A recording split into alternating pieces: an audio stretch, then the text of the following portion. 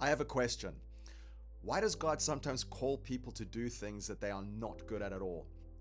Have you ever thought about that? Because it seems like it happens a lot. God asks somebody to do something and they're not particularly good at it. We struggle, we have to learn, we have to grow, we make mistakes, we have to develop. And then we look at somebody else doing almost exactly the same thing as what we're doing, and they just seem to be so much better at it. Have you ever done that? You watch somebody else and it seems as though the thing that they're doing, which is similar to the thing that you're doing, they just seem to do so naturally. And they can do things in 5 minutes that takes you an hour. And they can communicate something that everybody understands. They can lead people, they can build something, they can run a business, they can preach, they can organize, they can create. And you're sitting here thinking, God, why didn't you give me that ability? And here's what's interesting. There are people watching this right now who are struggling with something that you believe that God has asked you to do. And then there are people who are watching this right now who are actually really good at the thing that you're doing. And I think that both groups of people need to hear this. Because if you're struggling, you can make the assumption that maybe God didn't call me to this because what I've been called to just seems difficult. And you can, and if you're succeeding, you can make completely the opposite assumption that, well, obviously God has called me to do this because I'm really good at this. And I'm not sure if either of those conclusions is necessarily true.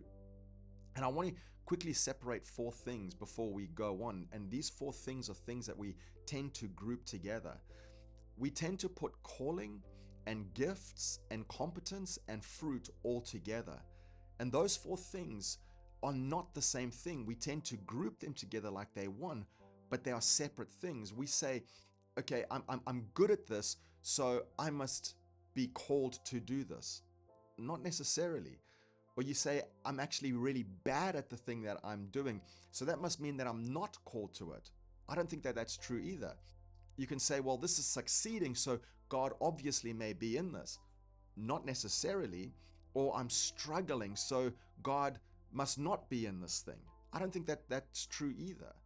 And that's a problem, because if we don't separate those 4 things from each other, we'll start using our ability as the measuring stick for God's calling. And I want to give you a statement right off the bat. Here it is. God's calling is not confirmation of your competence. Let me say it like this. Just because God has called you doesn't mean that you already have everything necessary to accomplish what God's called you to do. In fact, that's actually all over Scripture. I mean, you just have to look at Moses. God had already spoken to Moses. God had already called Moses. God had already made the assignment that Moses had. He made it very clear. And Moses begins explaining to God why he isn't the right person and why this isn't going to work. In fact, over in Exodus 4:10, Moses says, "Oh my Lord, I'm not eloquent." And Moses goes on to explain that he's not good with words. Now, I don't want you to miss what's happening here.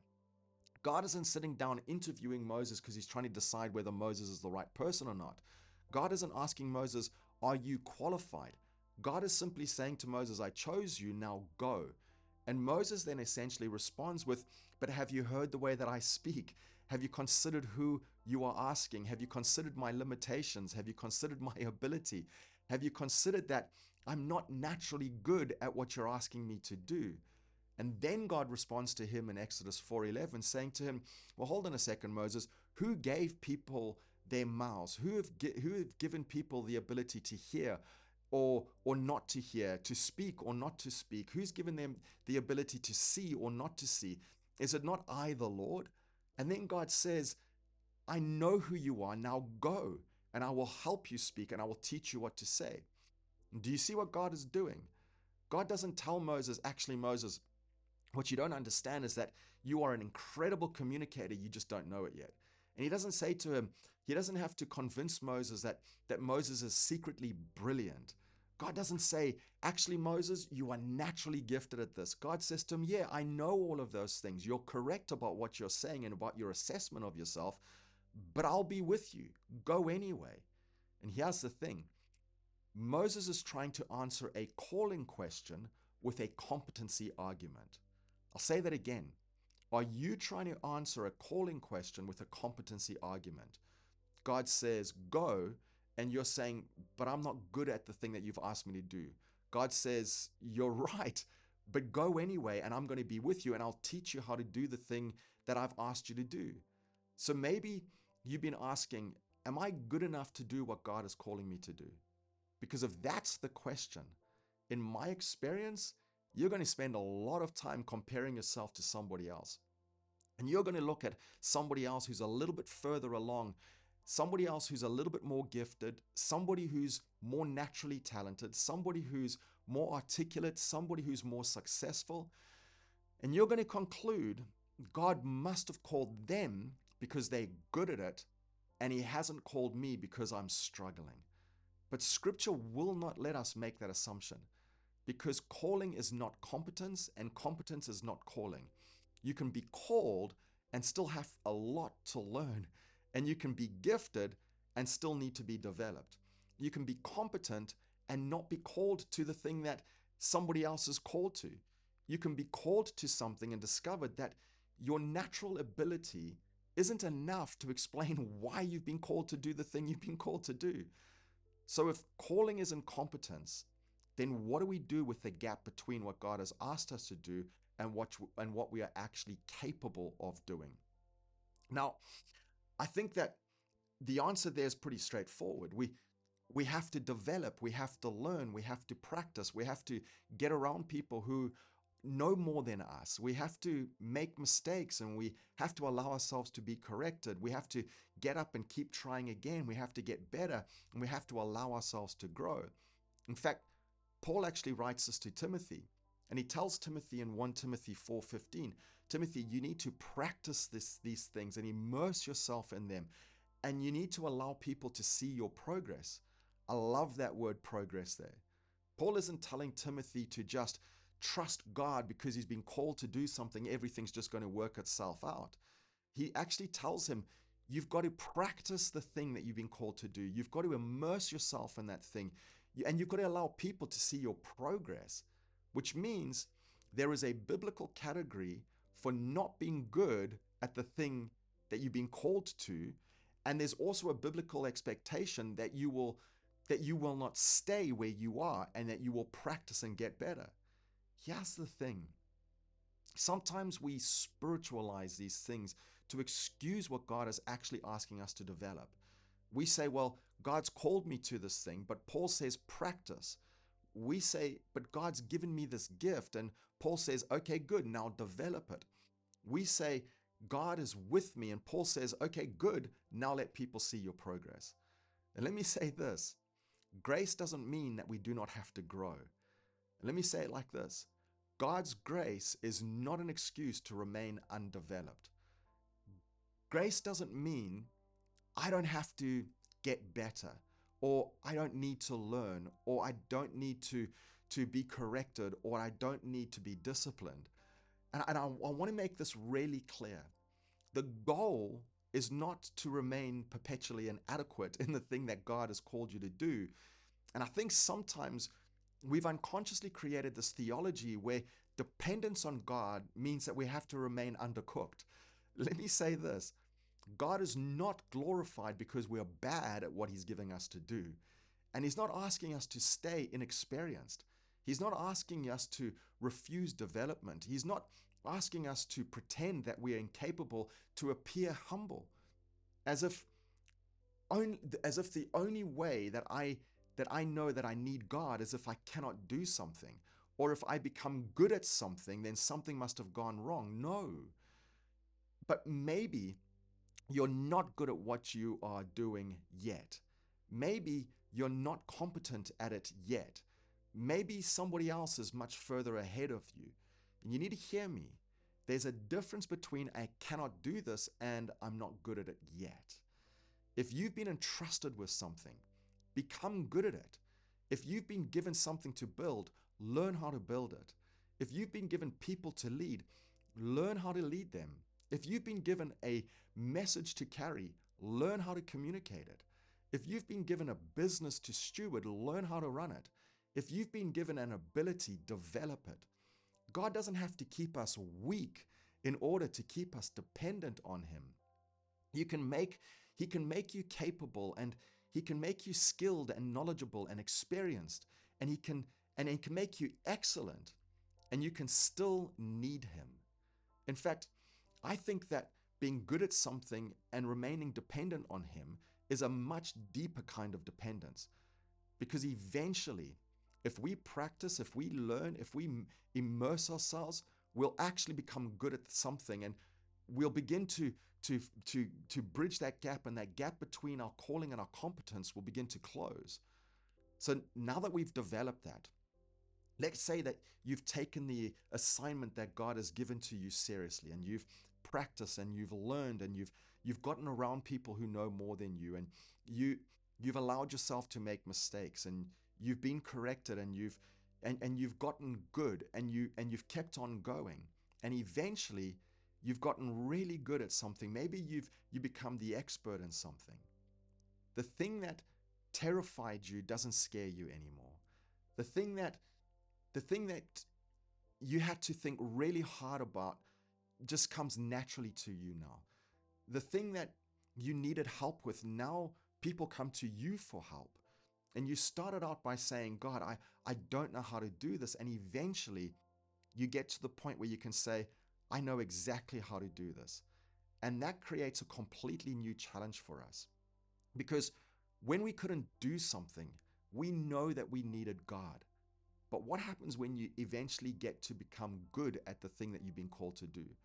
Because if God can call you when you are not capable and teach you and develop you until you become capable, then the weight is no longer, can God use me when I'm weak?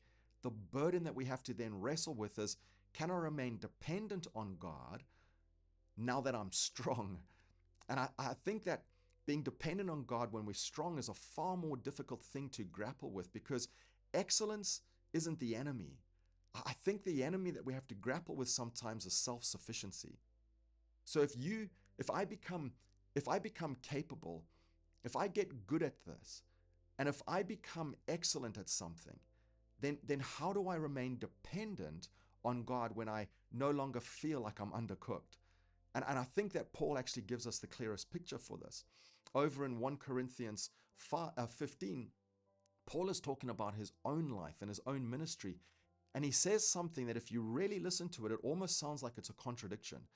He says in 1 Corinthians 15:10, but by the grace of God, I am what I am. And his grace toward me was not in vain. And now listen to what he says next. He says, now he actually says, on the contrary, I work harder than any of them. And then he brings it all together and he says, though it was not I, but the grace of God that was with me. Now, think about what Paul just said. He says, by the grace of God, I am what I am. And then he says, I worked harder than any of them.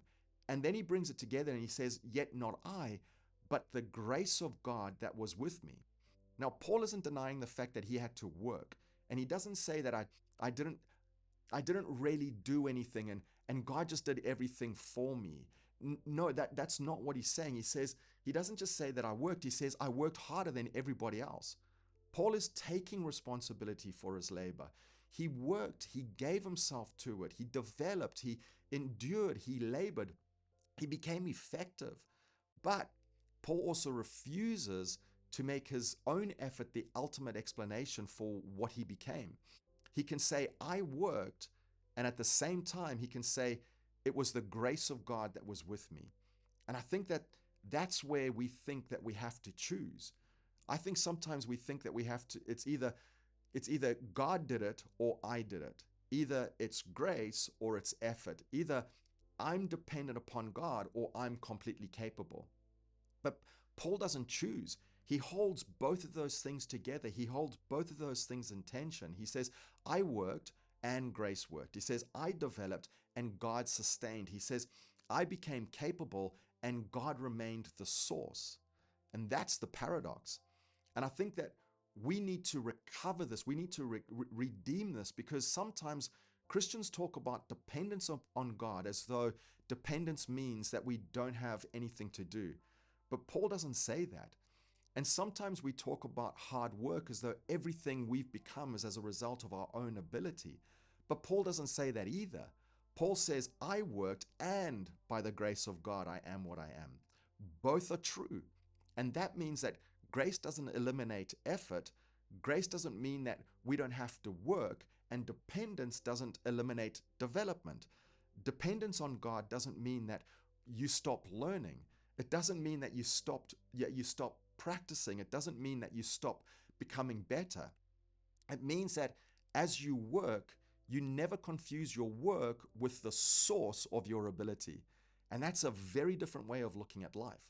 Because now I can look at something that I've worked incredibly hard for, and I can say, I did work for this.